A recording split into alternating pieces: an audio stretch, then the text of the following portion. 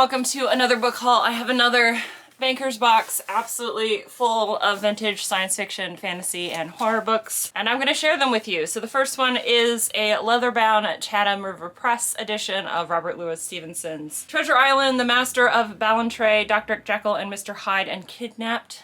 The Dr. Jekyll and Mr. Hyde is kind of why I included it in here. It is the only hardcover, leather-bound cover, whatever you want to call it. So it's a nice little omnibus edition, gilded, and that will be available. And by available, I mean that I am actually selling all these books on Whatnot for $2 starts. Whatnot is a live auction selling platform. I will put a link in the description down below, and it'll be Saturday at 11 a.m. Eastern Standard Time, 8 a.m. Pacific, and that is because I normally do these on Sunday, but Sunday is Easter. And I realized that literally the day after I had made the auction. I was like, oh, yeah, I probably shouldn't do that. But I'm going to go ahead and show you everything else. I have this, which is the third book in the fleet. I also have the first book somewhere in this box. I could not find the second at all. But this is edited by David Drake and Bill Fawcett. I'm guessing it is a... Okay, so this is a short story collection that apparently takes place in the same world. That's interesting. It even has one by Christopher Stasheff in here called Suicide Mission. I had no idea. This is kind of cool. All right, well, I have number 3. So here is this one in paperback. I have the second book in the Tale of Crispos by Harry Turtledove. I think this is a first print probably from the 80s. Am I correct? 91. It is a first print from 91, so half right. This is another science fiction. A lot of these are vintage science fiction short story collections, which is not a bad thing. But this is Volume 3, Number 1, Winter 1981, Destinies. So another science fiction short story collection. Look, it's got a little thing in there. It's got... Oh, that's cool. Okay, table of contents. It has Travelers by David Drake, Shall We Take a Little Walk by Gregory Benford, Tears for Emily by Kevin O'Donnell Jr., and it has short stories from Ian Watson, David Langford, Aaron Victoff, and Speculative Fact, Humans as Machines by Robert Silverberg, On Books by Norman Spinrad. So is this a magazine? But it's like a book. It's got pictures in it. Like math. How interesting. I guess it is a science fiction magazine. I don't know. That's kind of cool. All right, well, I have a 1981 Destinies, a science fiction book magazine. That's weird. This is Dragonlance Chronicles Volume 3, Dragons in the Spring Dawning. That looks also very 80s. That lady's boobs are boobin'. I think so. 1985. Brilliant. This is actually a pretty rare horror book. And, well, I think it's supposed to be horror. I looked it up, and these are going for like $20+ depending on the condition. That's the only reason I picked it up. The front cover is missing a chunk and it is torn. The rest of the book's in great shape, but the front cover is kind of tattered. But it's called Stinger. It's by Robert R. McCammon. It's by Pocket, and I think it's a horror book. This is from the 1980s. This is Alan Steele, Orbital Decay. That is a very 90s cover there. Well, this is 1989, it's close enough. Ooh, this is exciting. I also found a first edition paperback of A Fire Upon the Deep by Werner Vinge. I was tempted to switch this one out with the copy that I have because this is a first edition, but I'm deciding to let it go on. This is from 1993. It's very sad. He just recently passed away. I also have several Star Trek novels in here. I have The Klingon Gambit by Robert E. Vardaman. This is number 3. The new Star Trek novel Mind Shadow by J.M. Dillard. These are original Star Treks. This is a number 27. And Blackfire by Sonny Cooper, which is Star Trek number 8. All right, and then we have Battle Stations by Diane Carey. It has Spock, but then it has like another Vulcan down there. That's interesting. This one is Star Trek number 31. And then Dreadnought by Diane Carey again. This is number 29. So 29 and 31. Do I have 30? I don't think so. No. Almost had like all the numbers in a row there. I have Isaac Asimov, The Naked Sun. Science fiction novel there. Look at the robot in the back. It's like, what is this man doing? Seeds of Time by Kay Kenyon.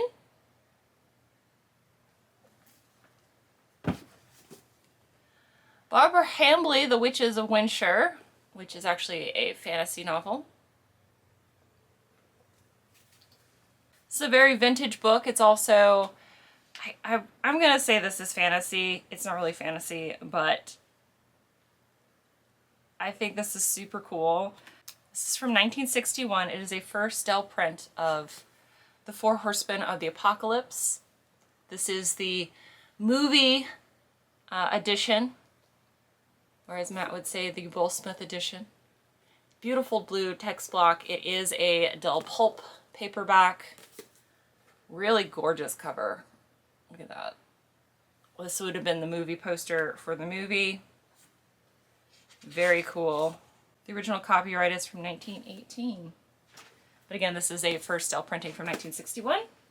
Jules Verne, The Man Who Invented the Future. This is a book about Jules Verne. There are also going to be several Jules Verne's books in here.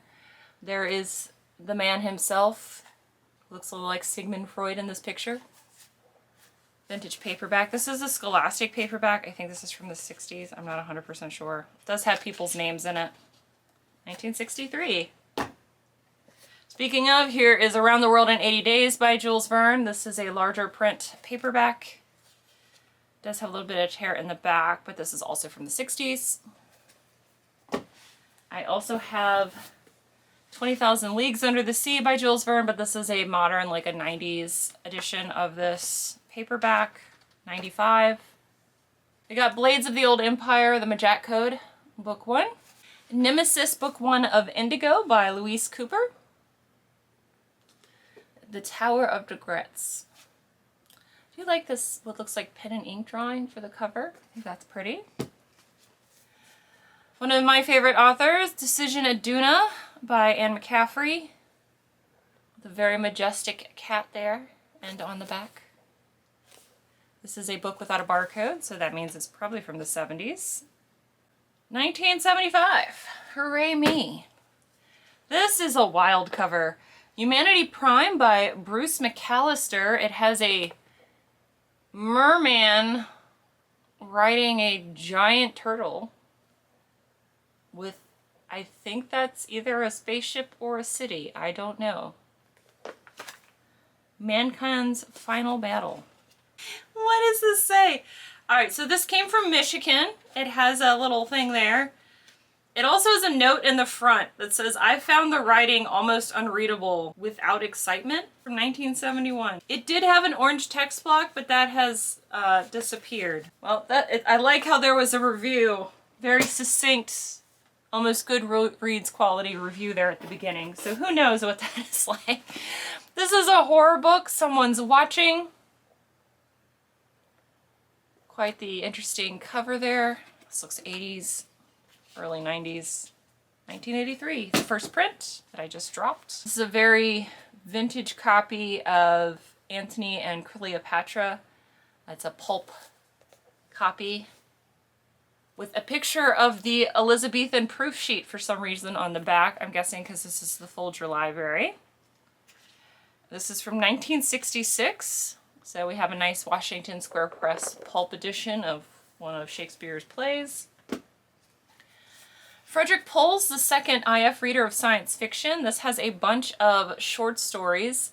I did keep one of the short story collections for myself because it does have short story by Russ and R.A. Lafferty and Kornbluth in it, but there were a couple. I have another one in here that has the same stories in it, so I was like, I'll keep one and I'll let one move on.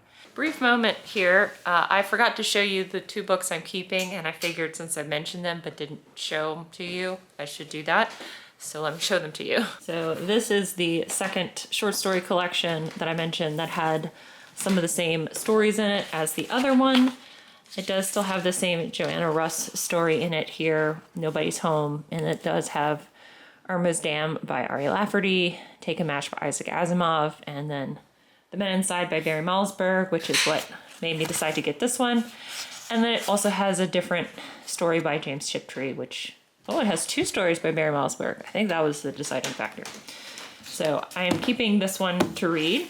And then I found a Christopher Stasheaf book, which I almost never find in the wild, but whenever I find one I don't have, I do pick it up. This is one of the few ones that I am collecting in both soft and hardcover. And this is one of the ones I don't have, but let me go put it where it belongs. This one's gonna go back to my house. This one's gonna stay here because I live in 2 places. Here's where all the SF Masterworks lives, which has become a much thicker collection now. And then this is the Barrister bookcase. Here's all the rest of the Warlock series, and this is a Wizard in Midgard, so that's over here. It goes in here somewhere. So this is the 6th book, so I think it goes in here. There we go. You can see all the Christopher Stasheaf. I am missing the last book in her Wizard in Warren series, but I'm slowly getting all of them. Slowly. But yeah, those are the 2 I'm keeping. So this is from the 1970s, before the revival of Star Trek in the Next Gen, when they were still doing, there still wasn't a revival yet. So that's, what an interesting point in history there. I wonder how much of that has come true. We have another Anne McCaffrey book. This is Marita, Dragon Lady of Pern, so one of the Pern books. This is, I don't know what book in the Pern series. This is a First Valentine edition from 1984. So there is that one. I have a copy of One Flew Over the Cuckoo's Nest. This is a vintage Penguin edition. Trade edition here. Another book without a barcodes. This is from the 70s, I'm sure. 1976. Yay! I always feel so proud of myself when I get it right. David Gemmell, Midnight Falcon, a novel of the Riganti. This is cool because it has a Tower Records sticker on the back of it, which means that this book costs 1,302 yen, which means that this costs $13. Or at least that's the math I'm doing in my head from when I was in Japan last. So that would have been an expensive book. This is a 1969 copy, Noise, of Ernest Hemingway's A Farewell to Arms. One of his best known works. I just decided to put it in here because it's a vintage copy. It does have some staining there on the side, but a really pretty watercolor as the cover. To Control the Stars by Robert Hoskins. Science fiction. It says science fiction, but it's talking about priests. Oh, no, it says the Stargate. This is the one I decided to sell. I did keep one. This one has more stories in it than the other one does. This one has stories in it by R.A. Lafferty, as I mentioned. James Tiptree Jr., which we now know is Miss Sheldon. Gene Wolfe, Joanna Russ, Robert Silverberg, Cedric Pohl, and Sam Kornbluth. The Pensions, Ben Bova, Paul Anderson. So it has a bunch of high-end names in here. The reason why I decided to let this one go is because there's just so many in here, and I really only wanted a few of them. It also has, yeah, so it has The Meeting by Pohl and Kornbluth. It has Painwise by Tiptree. We Went to See the End of the World by Silverberg. Nobody's Home by Joanna Russ. So some really big names in that one. This is the first Fleet book I was talking about. So Again, I guess everything's written in the same world, and it's a bunch of short stories that kind of all go together. This one has Margaret Weiss and Anne McCaffrey and Paul Anderson and Gary Gygax.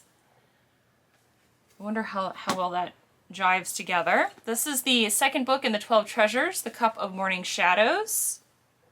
Fantasy with dragons in it. This looks like an 80s book. No, it's a first print from 1995. This is an absolutely gorgeous cover. This is Piers Anthony Sethune. But look at that cover. That is quite the damsel in distress there. I like how she's wrapped in like what looks like a it looks like a curtain, like a sheer curtain tied back with the drapery holding, and the dude is wearing a polo shirt and a pair of jeans and trying to stab whatever that is. That is an amazing, that's an amazing picture. We got Tanya Huff, Summon the Keeper. I literally just got this because of the cat. Because look at him. He's so cute. That is a fluffy boy. Oh, look, I missed one of the Star Trek books. So this is Star Trek Planet of Judgment. An original Star Trek adventure. This one's by Joe Haldeman. I had no idea he wrote Star Trek books. That's neat. This one's from 1984. So it looks like a really short one too. Had no idea he wrote any of the Star Trek books. We have Intergalactic Mercenaries, a bunch of science fiction tales by the above, so another short story collection. Philip Francis Nolan, Armageddon, 2419 AD, the seminal Buck Rogers novel. A science fiction. Oh, the back cover's even better. So here's the front cover with the shiny spaceship. Look at the back cover. That's so cool. Buck Rogers in the 24th and a half century. 1978. The back cover's by Dean Ellis and the front cover is by Don Brodingham. Oh, that's neat. Oh, another Star Trek book. Apparently I had more Star Trek books. I just wasn't paying attention. This is by Jack Haldeman. Perry's Planet. Wonder why these two aren't numbered. So, Planet of Judgment by Joel Haldeman. It's the first one. Perry's Planet is the second one. And then there's World Without End by Joel Haldeman. So, I guess these two are supposed to go together? So, if it says that they're supposed to go together, I think I might actually just sell these together as one. We'll do that. Let's do that. Well, I'll sell both of these together for $2. They're little tiny books anyway. We'll do that. I like that. Let's do that. Ooh, this is cool. So this is First Step Outward. This is another short story collection. First printing from 1969. Nice. It has a nice blue text block. That's beautiful. This is the second book in His Dark Materials by Pullman, The Subtle Knife. This is the purple cover. So there's that one in case you're missing the second one. I have a Heinlein, Beyond This Horizon. This is a very vintage Signet edition here. I think this is from the late 60s. Am I correct? I have no idea, actually. I have no idea because the oldest, or I should say the most recent copyright is from 1948. I'm guessing this is from the 60s. Signet Beyond This Horizon. There is that one. And then I have two Barbara Hambly books. The Silent Tower by Barbara Hambly. And The Armies of Daylight by Barbara Hambly. So The Silent Tower is the first book in a trilogy. And The Armies of Daylight is the third book in a different trilogy. So these are not the same. Okay. And that is everything. So as I said, again, everything will be $2 each except for the two Star Trek books that I said are going to go together.